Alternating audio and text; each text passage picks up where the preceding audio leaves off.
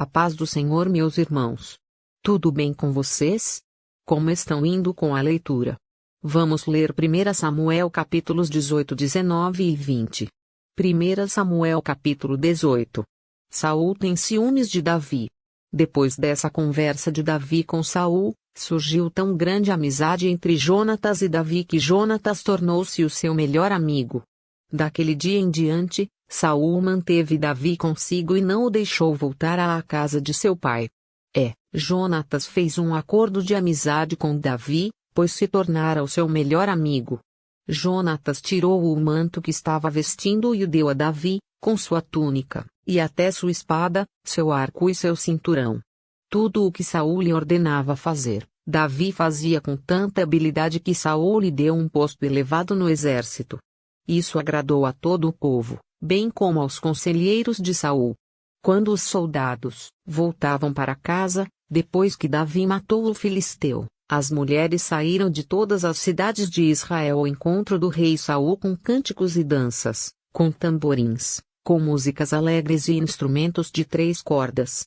As mulheres dançavam e cantavam. Saul matou milhares, Davi, dezenas de milhares. Saul ficou muito irritado com esse refrão e, aborrecido, disse: atribuíram a Davi dezenas de milhares, mas a mim apenas milhares. O que mais lhe falta senão o reino? Daí em diante Saul olhava com inveja para Davi. No dia seguinte, um espírito maligno mandado por Deus apoderou-se de Saul, e ele entrou em transe em sua casa, enquanto Davi tocava a harpa, como costumava fazer. Saul estava com uma lança na mão e a atirou, dizendo: encravarei Davi na parede. Mas Davi desviou-se 2 vezes. Saul tinha medo de Davi porque o Senhor o havia abandonado e agora estava com Davi. Então afastou Davi de sua presença e deu-lhe o comando de uma tropa de 1000 soldados, que Davi conduzia em suas campanhas. Ele tinha êxito em tudo o que fazia, pois o Senhor estava com ele. Vendo isso, Saul teve muito medo dele. Todo Israel e todo Judá, porém, gostavam de Davi, pois ele os conduzia em suas batalhas. Saul disse a Davi: aqui está a minha filha mais velha, Merabe. Eu a darei em casamento a você, apenas sirva-me com bravura e lute as batalhas do Senhor. Pois Saul pensou: não o matarei. Deixo isso para os filisteus. Mas Davi disse a Saul: quem sou eu, e o que é minha família ou o clã de meu pai em Israel, para que eu me torne genro do rei? Por isso, quando chegou a época de Merabe, a filha de Saul, ser dada em casamento a Davi, ela foi dada a Adriel, de Meolá. Mical, a outra filha de Saul, gostava de Davi. Quando disseram isso a Saul, ele ficou contente e pensou: eu a darei a ele, para que lhe sirva de armadilha, fazendo cair nas mãos dos filisteus. Então Saul disse a Davi: hoje você tem uma segunda oportunidade de tornar-se meu genro. Então Saul ordenou aos seus conselheiros que falassem em particular com Davi, dizendo: o rei está satisfeito com você, e todos os seus conselheiros o estimam. Torne-se, agora, seu genro. Quando falaram com Davi, ele disse: vocês acham que tornar-se genro do rei é fácil? Sou homem pobre e sem recursos. Quando os conselheiros de Saul lhe contaram o que Davi tinha dito, Saul ordenou que dissessem a Davi: o rei não quer outro preço pela noiva além de 100 prepúcios de filisteus, para vingar-se de seus inimigos. O plano de Saul era que Davi fosse morto pelos filisteus. Quando os conselheiros falaram novamente com Davi, ele gostou da ideia de tornar-se genro do rei. Por isso, antes de terminar o prazo estipulado, Davi e seus soldados saíram e mataram 200 filisteus. Ele trouxe os prepúcios e apresentou-os ao rei para que se tornasse seu genro. Então Saul lhe deu em casamento sua filha Mical. Quando Saul viu claramente que o Senhor estava com Davi e que sua filha Mical o amava, temeu ainda mais e continuou seu inimigo pelo resto da vida. Os comandantes filisteus continuaram saindo para a batalha, e, todas as vezes que o faziam, Davi tinha mais habilidade do que os outros oficiais de Saul e assim, tornou-se ainda mais famoso. 1 Samuel capítulo 19. Saul tenta matar Davi. Saul falou a seu filho Jonatas e a todos os seus conselheiros sobre a sua intenção de matar Davi. Jonatas, porém, gostava muito de Davi e o alertou: meu pai está procurando uma oportunidade para matá-lo. Tenha cuidado amanhã cedo. Vá para um esconderijo e fique por lá. Sairei e ficarei com meu pai no campo onde você estiver. Falarei a ele sobre você e, depois, contarei a você o que eu descobrir. Jonatas falou bem de Davi a Saul, seu pai, e lhe disse: que o rei não faça mal a seu servo Davi, ele não lhe fez mal nenhum. Ao contrário, o que ele fez trouxe grandes benefícios ao rei. Ele arriscou a vida quando matou o filisteu. O Senhor trouxe grande vitória para todo o Israel, tu mesmo viste tudo e ficaste contente. Por que, então, farias mal a um inocente como Davi, matando-o sem motivo? Saul atendeu Jonatas e fez este juramento: juro pelo nome do Senhor que Davi não será morto. Então Jonatas chamou Davi e lhe contou a conversa toda. Levou-o até Saul, e Davi voltou a servir Saul como anteriormente. E houve guerra outra vez, e Davi foi lutar contra os filisteus. Ele lhes impôs uma grande derrota, por isso fugiram de Davi. Mas um espírito maligno mandado pelo Senhor apoderou-se de Saul quando ele estava sentado em sua casa, com sua lança na mão. Enquanto Davi estava tocando harpa, Saul tentou encravá-lo na parede com sua lança, mas Davi desviou-se e a lança encravou na parede. E Davi conseguiu escapar. Naquela mesma noite, Saul enviou alguns homens à casa de Davi para vigiá-lo e matá-lo de manhã, mas Mical, a mulher de Davi, o alertou: se você não fugir esta noite para salvar sua vida, amanhã estará morto. Então Mical fez Davi descer por uma janela, e ele fugiu. Depois Mical pegou um ídolo do clã e o deitou na cama, pôs uma almofada de pelos de cabra na cabeceira e o cobriu com um manto.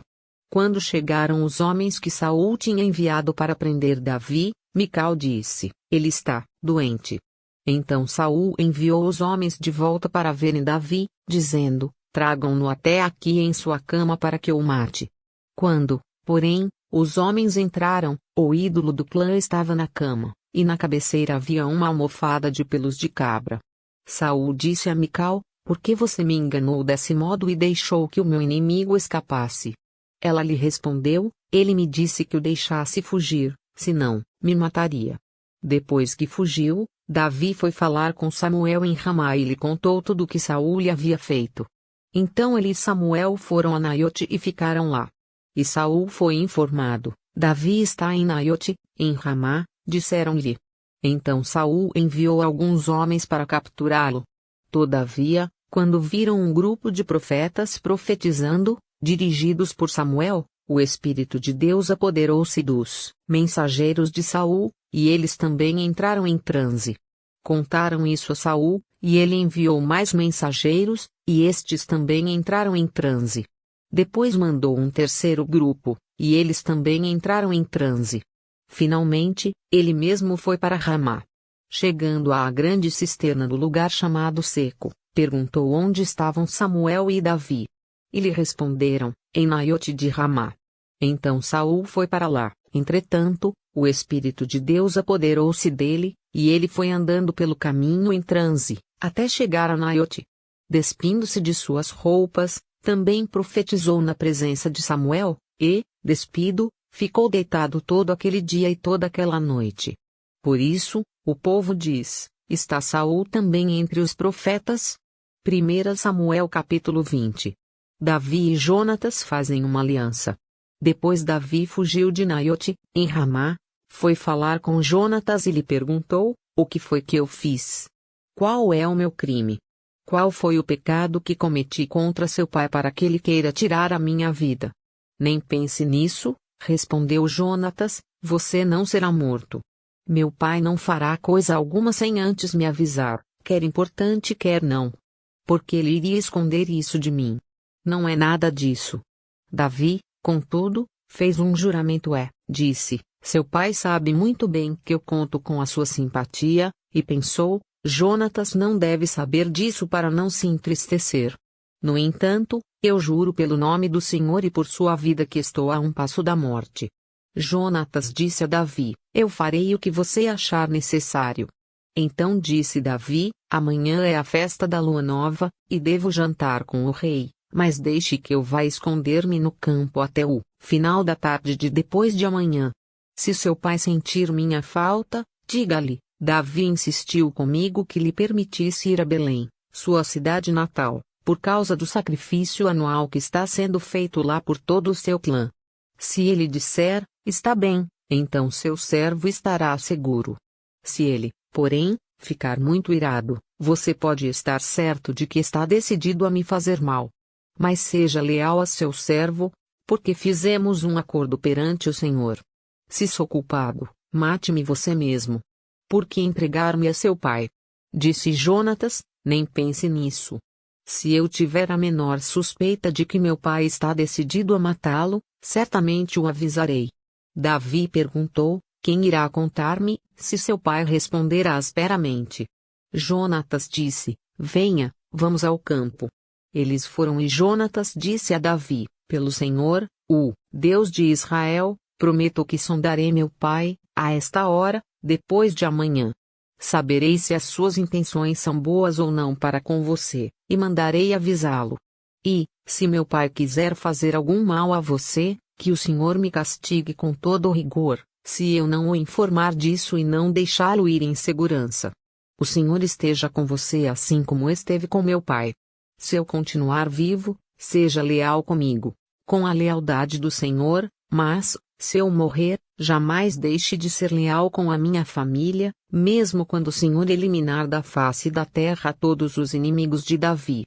Assim Jonatas fez uma aliança com a família de Davi, dizendo: Que o Senhor chame os inimigos de Davi para prestar contas.